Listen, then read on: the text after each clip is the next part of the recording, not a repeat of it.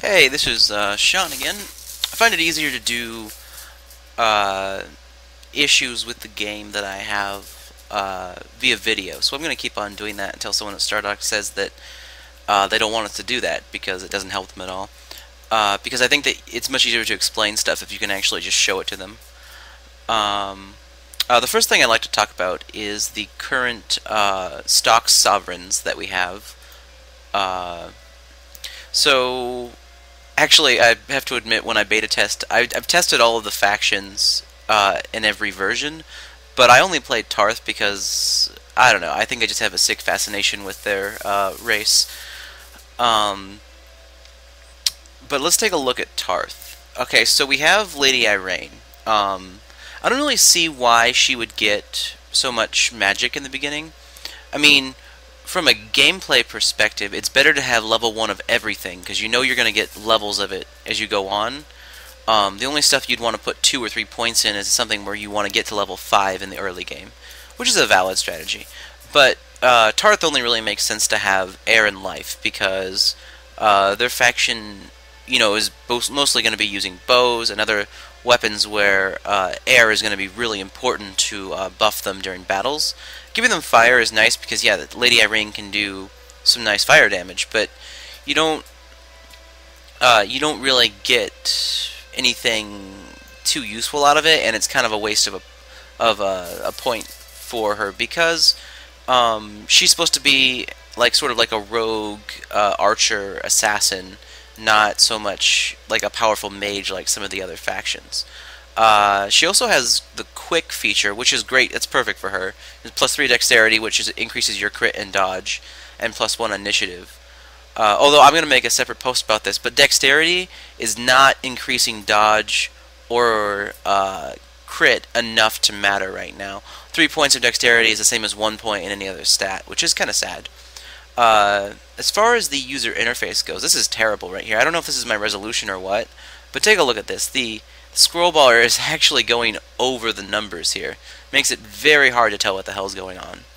Alright, so stats for strength. She's got 9 strength. Dexterity is 13. Intelligence is 7. It kind of sucks to have someone that's got this much magical ability, but only 7 intelligence, because that means that every spell you cast pretty much won't land on even basic units. And then Constitution of 15. Doesn't make sense to me that a Tarthan would have high Constitution. Constitution is something better reserved for a strong warrior race or a barbarian race, or something that's just like very sort of large and thick that you would see. Oh yeah, that's a high Constitution character. It makes more sense from my standpoint to give her lots of dexterity, maybe even 8 strength, because 9 strength is -0.5 to attack, and any Tarthan, in my opinion, should have -1 to -2 attack, but a ton of dexterity, and maybe like 9 Constitution even, because I mean these are slave people. They've been malnutrition for centuries. It wouldn't make sense for them to have a super high Constitution, unless you're arguing that that's how their race evolved. But your race can't evolve over 300 years. It would only probably devolve. In fact, you'd be weaker. Okay, so strengths, warrior.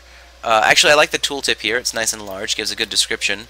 Factions start with the training technology, allowing them to construct barracks, increase their max army size, and unblock additional traits for designing units. And that's all great, but it doesn't tell me which traits, and I can't access the tech tree here. So someone who's just starting the game is going to have a really vague sort of idea of what the hell's going on when I'm choosing my factions. Enduring is very clear. +10 to defense when below 50 hit points. Yeah, that's fine. I mean, the way the game sees it is things like Enrage or Rage, or apparently now Enduring. Anytime you get below 50 hit points, there's a threshold there, and then you get a bonus after that. So there's a lot of traits that you can combine with this, and then just don't give your units very much armor, but a high constitution, and you get like a huge bonus about halfway through the battle. But that trait is also totally useless for a player like me who never lets my units get hurt. And since Tarth is mostly going to be a bow race, they're all going to be archers, so they're not going to lose health that much. And when they do, see, 10 points of defense is actually it's a pretty huge bonus. So I guess that's something, but it doesn't make that much sense for Tarth in my opinion. Now I made a super long wall of text on the forum earlier about what I think the Tarth should be like based on what I've learned about them from the game and for playing them for so long. Now you can read the description down here. They are warriors, gladiators, and slaves.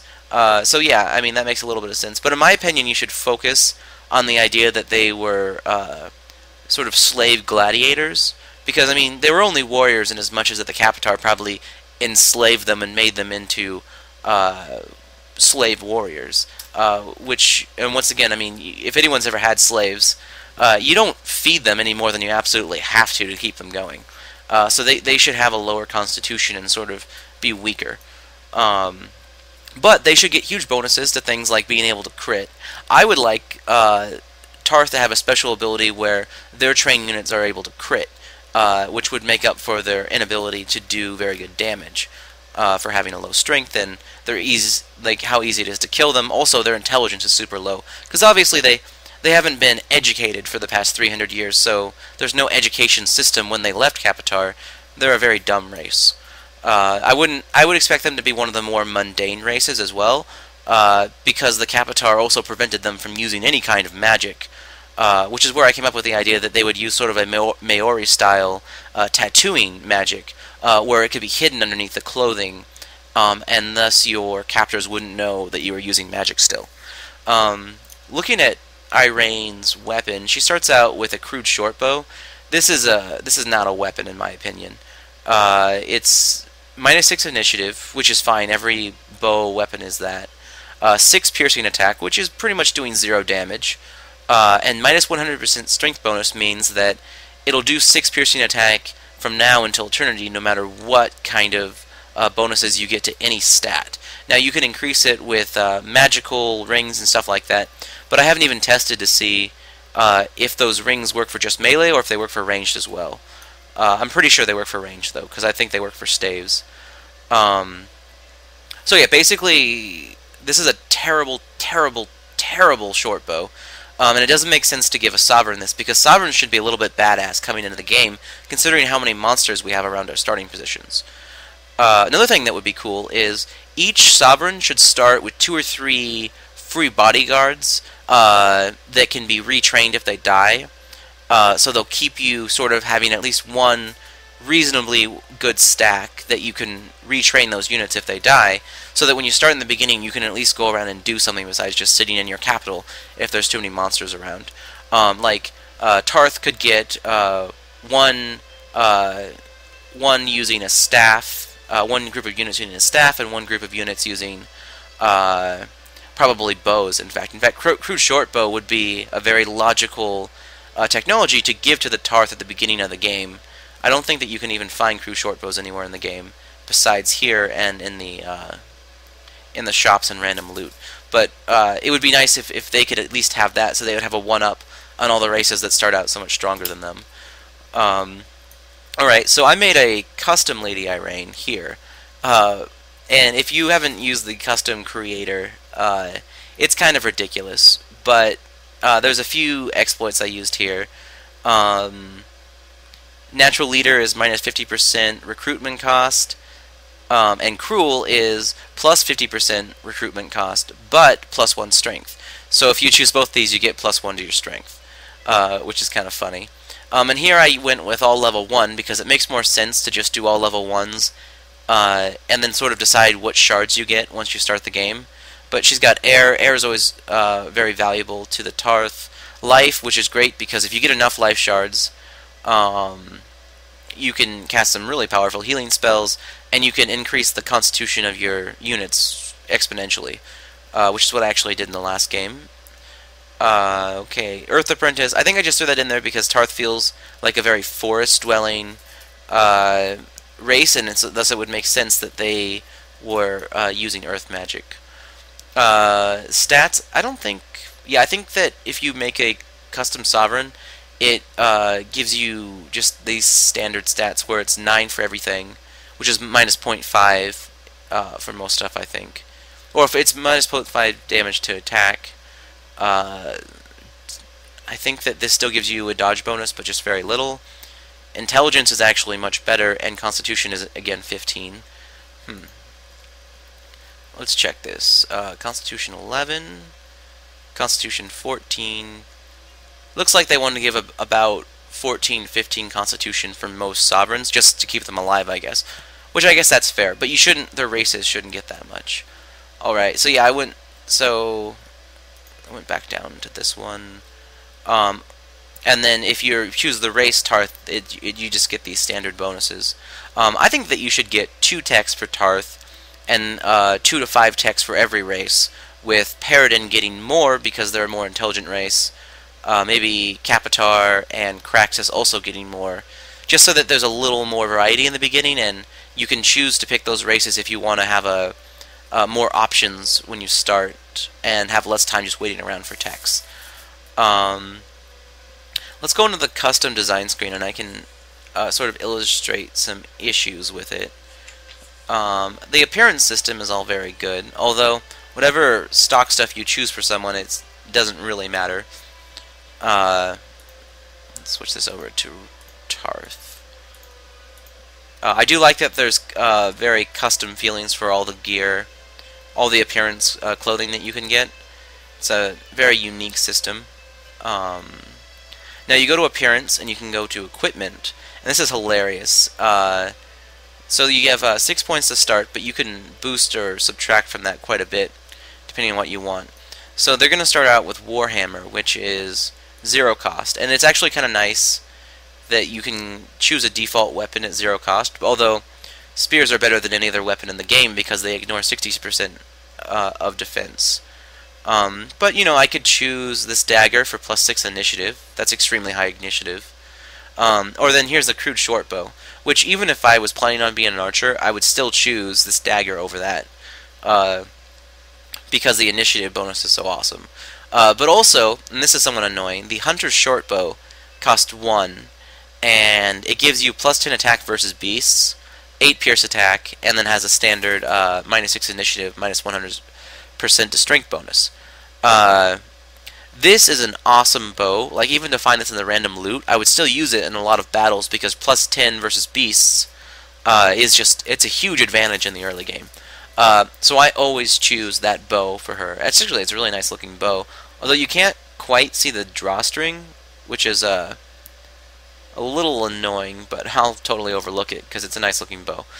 So yeah, that's 1 point in cost, and if you look through the rest of the thing, it's very worth it to be able to go out and level as soon as the game starts, which is why it would also make more sense to have each sovereign start with a small garrison of units, because otherwise you're just not going to be able to go out there and adventure unless you use that zombie strategy, which I find very annoying. Okay, so the next exploit is you can get Persephone's crown, which is also cost 1, but for some reason doesn't show up as a unique item. Like, it should be probably purple or yellow or orange or something, but it's just grayed out, which usually means mundane equipment. But this does, you have 0 maintenance for all enchantments you put on the unit wearing the crown, and you can give the crown to any unit in your, or to any hero in your army. So basically put that on. It is nice that it shows up. I don't know if you can see that. It'll show up on our forehead, which is really cool. But it's such an overpowered thing, it should only be available to Paradin, or it should cost 2 or 3 points. Probably 2 points, because it's a really valuable item. But pretty much if I just equip this Hunter short bow, my sovereign's going to be leveling super quick. And the faster your sovereign levels, the more prestige your city gets, and thus the more city growth your city gets. So it's really important to level right away. Now you've got these talents here, +1 mana per season, totally irrelevant in the game. +1 strength per level, the most valuable trait I could possibly imagine. +10 initiative on the first turn of combat, the second most valuable trait I could possibly imagine. -50% recruitment costs is good if you're gonna just rush tech all of the recruitment things and go around and get every single hero you can find, because the highest cost for a hero is about, I think, 900 Gildar. So yeah, this would bring it down to 450. That's actually pretty affordable at any point in the game, and you'd get a level 9 hero from that. So that's actually a pretty good one. Scavenger, plus 100% Gildar from combat. That's a great talent. In fact, I think that should be a talent that Tarth gets naturally, because they're kind of a scavenger race. They're all, you know, they're thieves and rogues and such. Right, wealthy. Sovereign starts with 150 Gildar. It's kind of useful, although I would say it should be at least 500 Gildar, because you get so much money from items and stuff. It's not, like, that's not that much money in the beginning of the game. Brilliant, plus 1 intelligence per level. Yeah, you're always going to want that. Hardy, plus 2 constitution, and half damage from poison. Half damage from poison, that's not particularly useful. There's never any instance where spiders or anything is going to poison you for more than 4 points of damage. So that's kind of useless. And plus 2 constitution just doesn't so much matter at all. I have a spell that can do plus 3 constitution, so it wouldn't even matter that much extra. It's pretty easy to get constitution. Might, plus 3 attack. That looks like it increases the attack of this bow, so that might be useful. Although I should say it should be at least plus 5 or 6 attack, because this is a sovereign, not a hero. It needs to... sovereigns need to stand out in the beginning. Either they should be super good warriors or super powerful mages. And that should be the choices that we're making here. But these choices are just sort of like, figure out which one's the best exploit and add it. In fact, plus 3 dexterity, plus 1 initiative is kind of lackluster compared to the rest of these talents, and it costs the same, which is kind of unfortunate. Plus 1 initiative to whole army, though, that is extremely valuable. If you looked before, I actually chose that for the Lady Irene I made, because that's plus 5% movement for everyone in your army, and if you're doing mostly archers, that could be the difference between first strike and losing all your archers before you get first strike. Because whichever archers fire first, since archers don't usually have armor, is the team that wins. So that's something to look out for. Then you have attributes, or attributes. You could do this, which is pretty awesome. Basically, you'll have the beginning of every single one, so you'll have a huge number of spells to start out the game with. So if you want to be a mage, really you should do this for every sovereign that is heavy in mage stuff, because it doesn't make sense that you can make a custom sovereign that's better at playing the game than the stock ones. The stock ones should be competitive with the custom ones. And part of that is going to be balancing this system out, which hasn't really been perfected. I like the profession thing, although I have to say, profession is extremely lackluster. This one gives you 2nd level right away, which was really important when you could get a Path of the Warrior on your start of the game. That's plus 6 strength, which is huge. But now that that's at level 4, this really doesn't affect the game that much. It should probably be either up to Sovereign starts at 3rd or 4th level, or just, you know, totally omit it. Or give it something more interesting, like heroes are less expensive and start at 2nd level. That, like, it should be more game-changing. The profession that your sovereign has should sort of give you a significant bonus to how you play the game with this sovereign. Otherwise, sovereigns don't really matter that much, which is kind of the case in the beta right now. Alright, we've got Bandit Lord. Player starts with 2 bandits. Tar should start with 3 archer bandits and 1 melee bandit every time you start the game. This shouldn't even be a profession. Bandit Lord should give you more gold from loot. It should give you, maybe you start out with crude bow and slings. You know, it should have something that matters added to the game.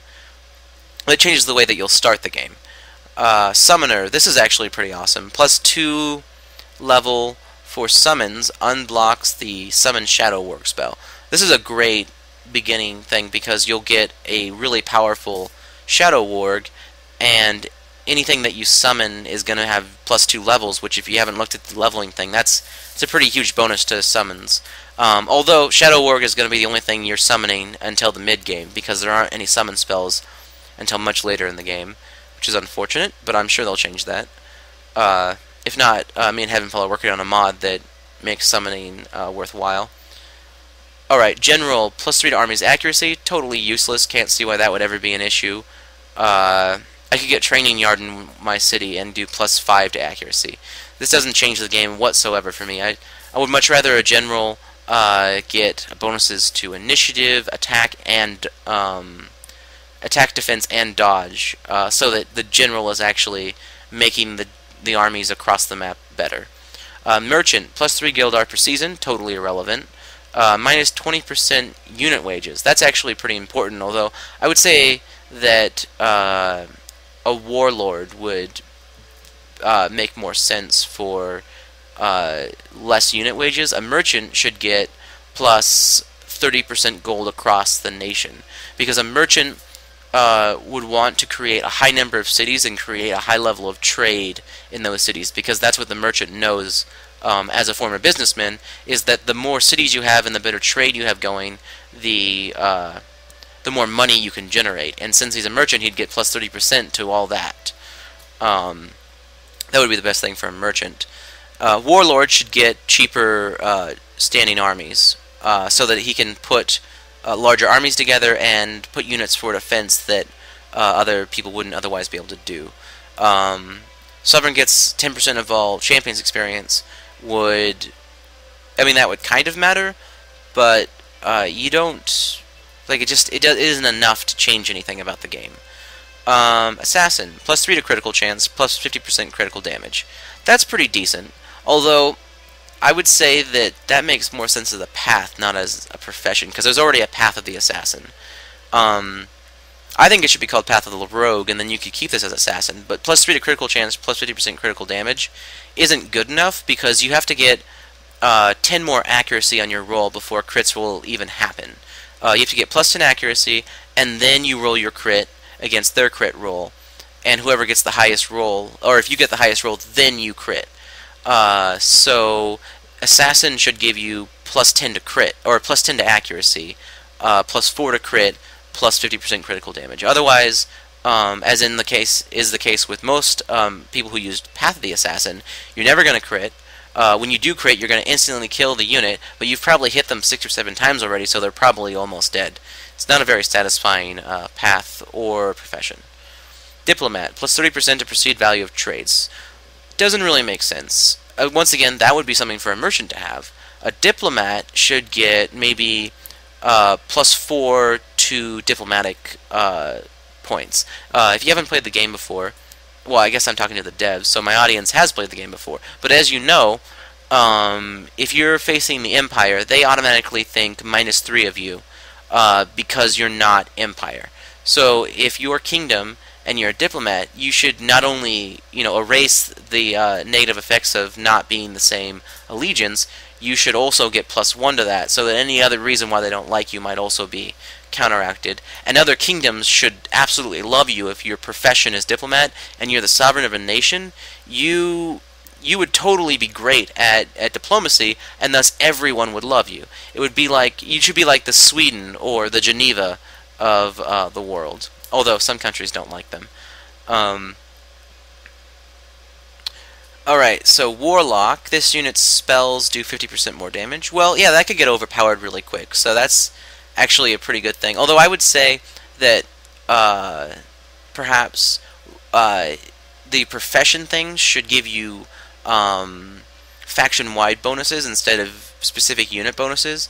It depends how the devs want to do it. Either some of them give you faction-wide and they're like weaker, and then some of them give you specific for the sovereign, and because the goal is to make the sovereign a super-powered mage or a super-powered warrior, in which case Warlock makes sense. Although I would say just do it plus 100% damage, because otherwise no one's ever going to choose that, I don't think. Okay, so looks like my mouse died. It's a little annoying. My mouse is wireless, which is a cool idea, but there's a whole other set of issues with that. Alright, Hunter, plus 25% attack versus beasts. Now you would think this would stack well with the bow, but really it doesn't. It's not something that matters much, because you only face beasts in the very beginning of the game, and plus 25 attack isn't going to be the difference between killing or not killing them. Especially since I already have the Hunter's Bow, I'm going to kill them on the first hit pretty much anyways. Hunter should maybe give me more initiative so that I can use my bow faster. It should maybe give me some crit extras because hunters would be better at doing critical damage. It should basically be like, give me some super good warrior traits. Don't be afraid to sort of go overboard. This is the part where sovereigns get overpowered. Since we can't control their stats at all, this profession pretty much needs to decide how awesome my sovereign is. And choosing hunter will make me super strong at maybe archery slash swordplay, but I'm going to miss out on all these other things. And one of the things you got to think about is, what is the opportunity cost of choosing hunter? Getting plus 25% attack versus beasts versus getting you know, a Shadow Warg in the beginning. Shadow Warg is going to do more damage than this extra damage here, and Shadow Warg is going to be level 3 to start. That's going to be way more important. Scholar, plus 2 research per season, plus 2 intelligence. I can't overstate how useless that is. Plus 2 research seems like something they probably added in an earlier beta and just haven't taken a look at the professions recently, because even like plus 5 research would never make me choose this over the other professions. I would always choose the other ones because they actually give me something I can use right away.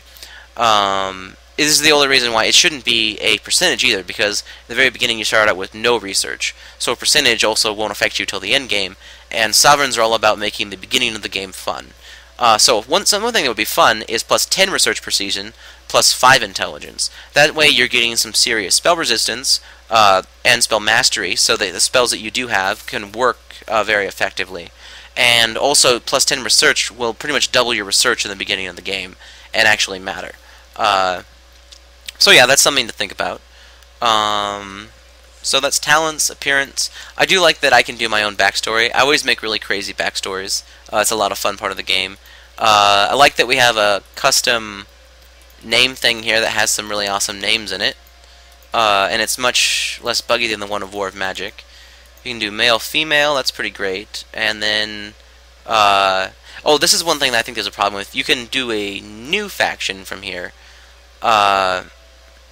But I don't really like that.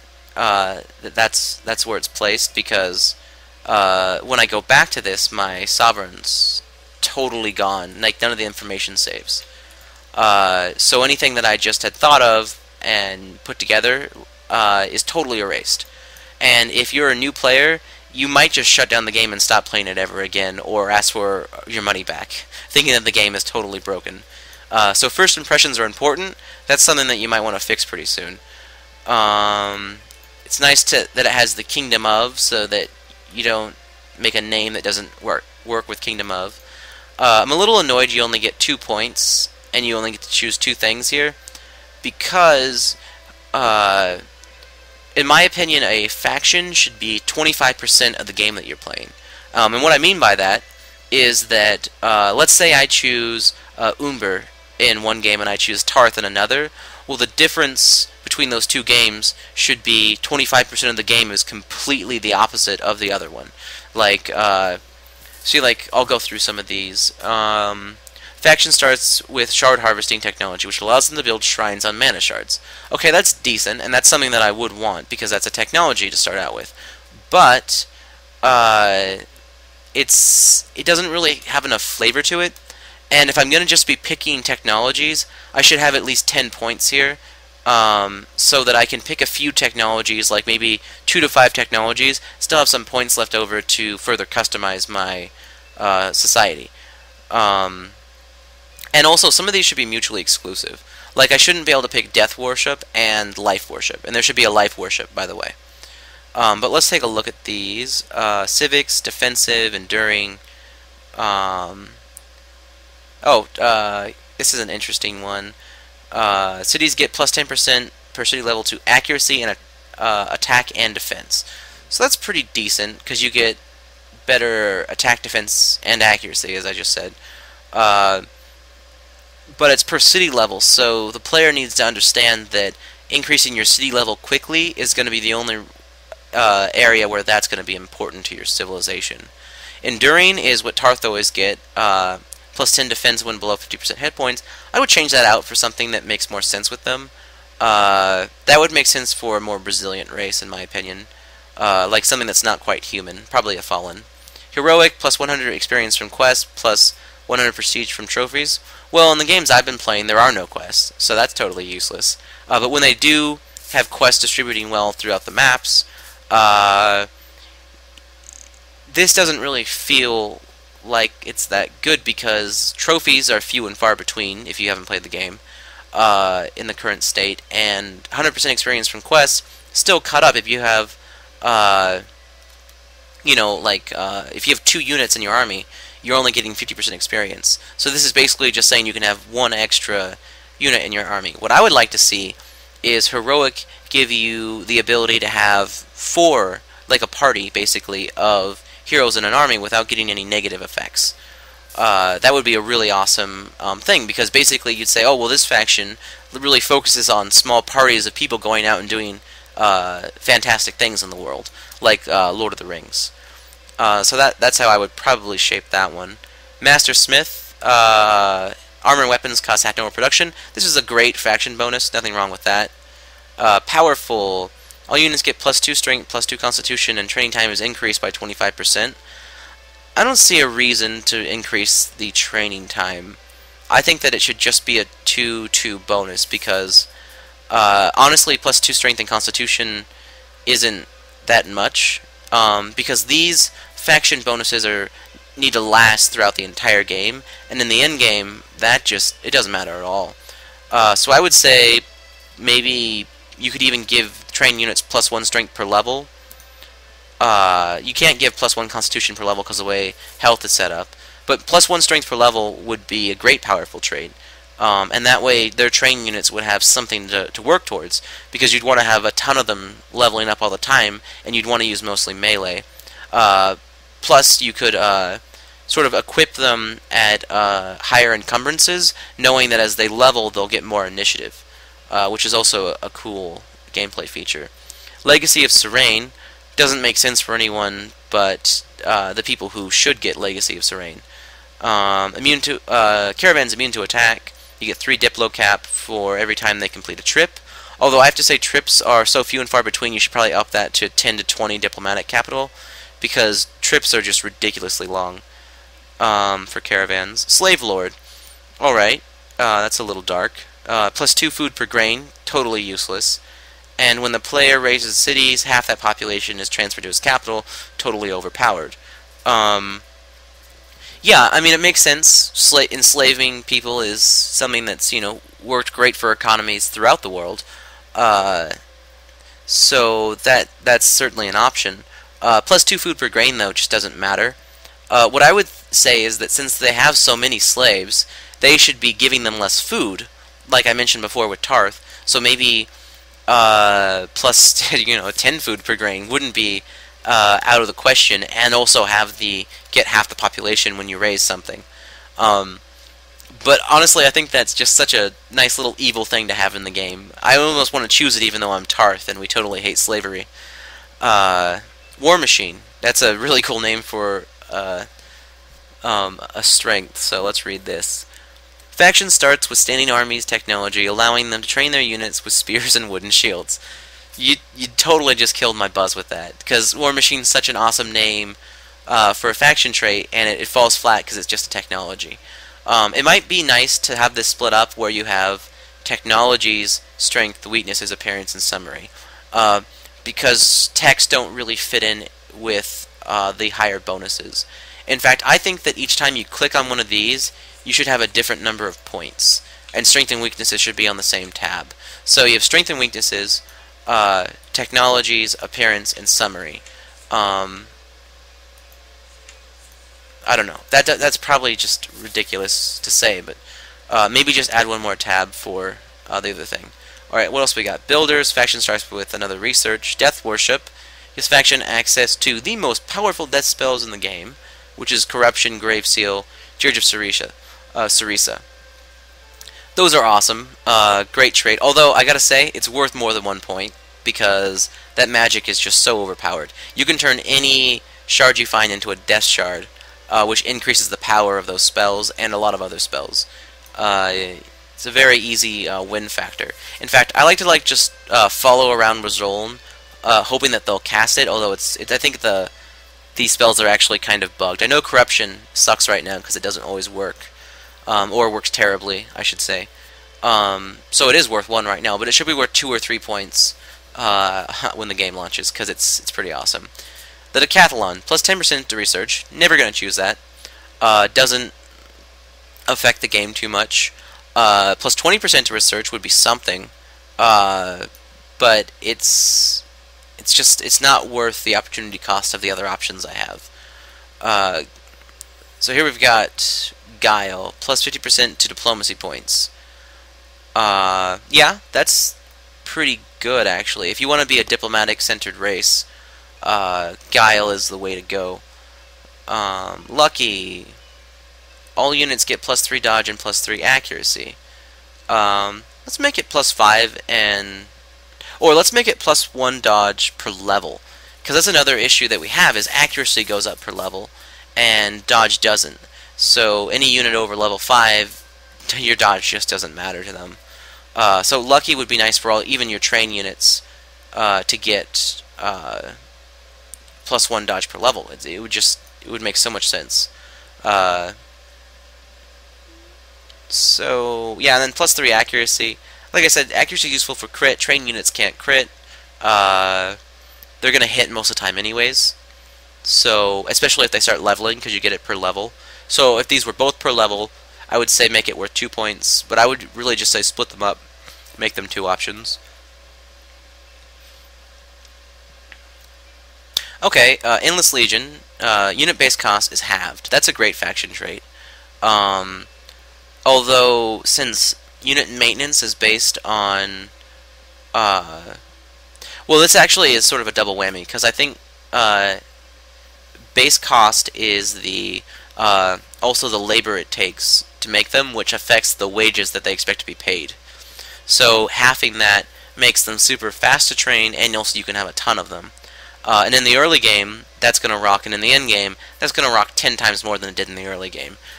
So that might be worth 2 points. Quick, all units start with 3 dexterity, 1 initiative. I'm going to mention this in a proper post, but dexterity is useless. Plus 3 dexterity is the same as plus 1 of any other stat. And also, plus 1 initiative is the same as 2 or 3 of every other stat. So that's something to think about. I would think it would be better to have Quick increase your dexterity by 5 and initiative by 1. That would be a little more even. Or just fix dexterity, make it have higher gains. Serpent's Pact. That allows you to use special layers that are actually pretty common on the map. I always wish that I had Serpent's Pact, but I don't. So yeah, nothing wrong with this one. I like the idea that you get access to special layers as certain factions. That makes the game really interesting. Wanderlust. Faction starts with exploration technology, so once again, that should be in a different tab, because that's kind of a letdown. And warriors, you'd think that would do something, but faction starts with training technology, so that's also lackluster. Ideology, that's kind of a nice way to shape it. Some obvious differences here, I think.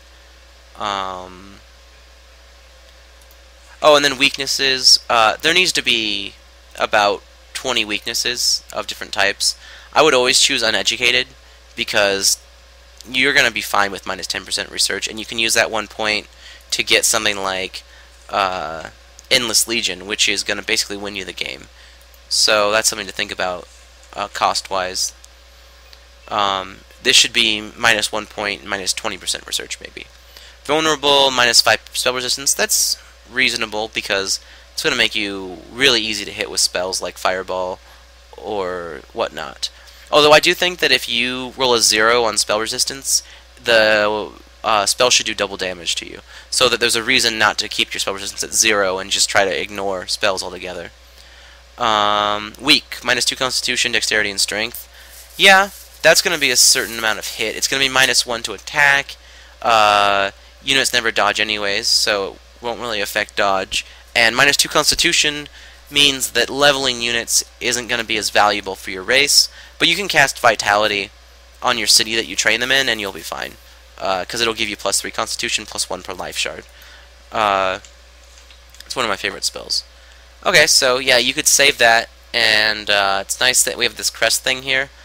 Although, why not put the crest thing on another tab so that I can look at like sort of a larger picture of it, and add more of them, because it looks like they're pretty easy to create. They're just 2D images. I would like to see, you know, a ton of these, so that we don't just have to add them in later with mods. That would be a nice art thing to add to the game. You gotta keep in mind that variety is the spice of this kind of game, and that's really what everyone's looking for. Right, we'll go back. So now this is in a little bit more. This is a little bit more easy to view what I did here. She's got Persephone's crown and Hunter's shortbow. When I started the game in my last one with this, I pretty much just rocked every monster near me, and I was unfortunate that I was having so much fun killing stuff.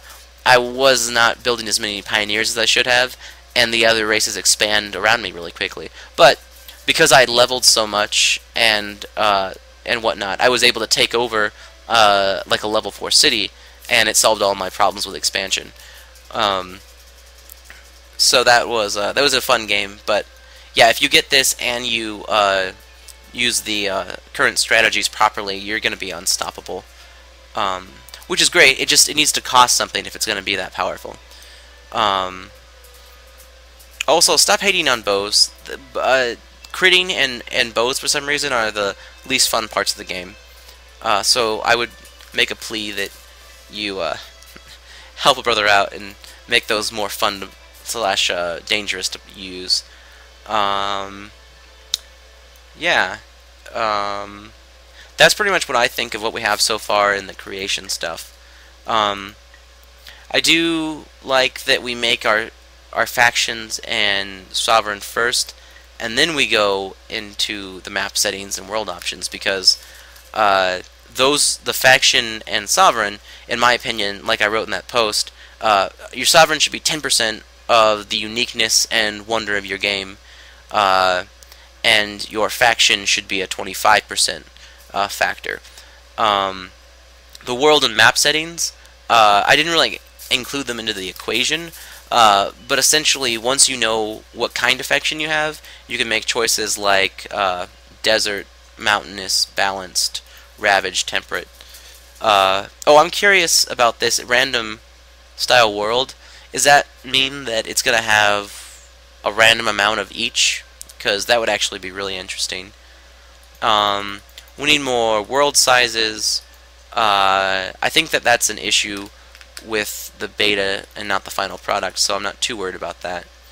Loaded maps are broken / gone now, so that's fine, but we're going to need lots and lots of loaded maps. In fact, if you make a map making contest, please make the winner get a free computer, because I need a new computer, and I'm really good at making maps. So those two things would mesh very well too, if you want to give me a free computer. Or just put up the contest with no prize, and I'll still give you the maps. Either way, I can buy my own computer. Difficulty setting is a little unclear. People seem to think that putting this on ridiculous makes the AI harder, whereas every true Stardokian fan knows that challenging is the hardest AI possible. Monster frequency is... I keep all these at default because I'm in beta. It doesn't make sense to play them any higher or lower unless I'm comparing them against each other, in my opinion. Which I've done a little bit. Fast pacing only fixes the game when the game's too slow. When the game's moving at a normal pace, and then you put it on fast, it makes everything suck because you get to the end game right away. And expansion isn't done before you're at the end game text. Don't like that. Monsters are totally broken right now. They're not dangerous. They don't affect me. I can just totally go around them or kill them easily with exploits and such. So, you know, keep working on that. I can put them on dense right now and not have it be a problem. Putting them on dense should be impossible for all but the best players of the game. Magic strength. Putting this on dense is ridiculous because all your spells are set up to do extra damage per shard. So if I'm getting 5 fire shards from a normal sized map, then basically the humans are going to be able to abuse that a lot, and the AI will not be able to abuse that, and it'll make everything a glass cannon no matter what. Plus, you'll be getting so much mana, you can cast Infinite Pillar of Fire every time someone attacks you, and you can win the game by just declaring war and waiting for them to come at you, which I've done a few times. It's pretty fun. Although I did it on moderate, so it wasn't as much of a cheat. Resource frequency. This is a fair thing to have, although I wish that it was more of a slider and less of a push thing. There needs to be more things besides sparse, moderate, and dense. Maybe there should be an option like heavy metal would be sort of a nice play on words. Maybe horses aplenty or Lord Gia's ponies would be a cool thing where there's just tons of ponies everywhere. Or a warg map where everyone has tons of wargs. We should be able to choose which resources, basically what I'm saying. And maybe not for every single one, but for the main ones, like tons of crystal, tons of metal. In fact, you could have one that's all the glitters, where it's tons of ores and such. That would be pretty interesting. Or you could have one with just a huge number of layers. Oh, that's another thing. I wish that instead of getting all goody huts, a lot more of the monsters had lairs, and I wish that every time you attacked a lair, you added the encounter code, so that every time I went into a lair to try to conquer it, I had an encounter with the beasts that live in the lair, which I think you can do if you care at all. But it works your way too. I just think that would be more fun for the player. And also, if you couldn't defeat a lair, it would keep on spawning units that would come out. So your choice would be either to just have a constant guard there, or defeat it, and you'd probably end up putting a constant guard there until you could defeat the lair. Also, obviously, you'd have to know the strength of the lair, which you would figure out by killing the things that come out of it. And every lair should be a mini boss fight. There aren't enough mini boss fights in the game. Every lair would be a great opportunity to do that. And maybe not. Maybe some lairs do, some lairs don't, but it would just be more fun. So yeah, resource frequency. There should also be an option to have layers. If you're not going to do it here, then do it here and say, you know, layers aplenty or something. Victory conditions. Conquest is always the most viable. Just get a strong couple of zombie armies and raise the map if you feel like it. Diplomacy is nice because then you can ally with someone. Although I have to say that the diplomacy is going to be great because I know Frog Boy is great at diplomacy. The thing that's going to make this game more fun is if you can coordinate better with your allies. Like, we can go to their screen and say, get out of my territory. So why couldn't we go to the diplomacy screen and say, attack this territory? So that we can coordinate our armies a little better. Because if we're allies, we should be attacking the same people at the same time.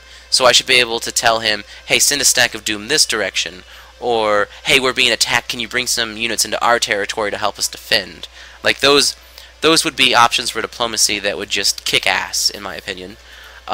Spell of Making is cool. I like that we have to build those towers that give us lots of magical power as we do it. Always a good time. Master Quest is a lot of fun, although obviously it has some flaws, so keep on working on that. Actually, I think Master Quest should start much earlier in the game and be something that everyone does a little bit of, but only the people who are really going after it can defeat the bosses at the end and have to travel across the whole map to find the things for it. Also, it would be cool, I don't know if this is possible, but let's say the computer completes a whole bunch of those quests, but I gotta stop him. So I stop him and I take all of the items that you need for it. I should then be able to complete the master quest with the stuff I just took from that battle. Basically, you keep what you kill sort of philosophy. So yeah, I'm not going to click next because that's the end of this feedback. But thanks for continuing to work on the game, and just take my opinions into consideration, I guess.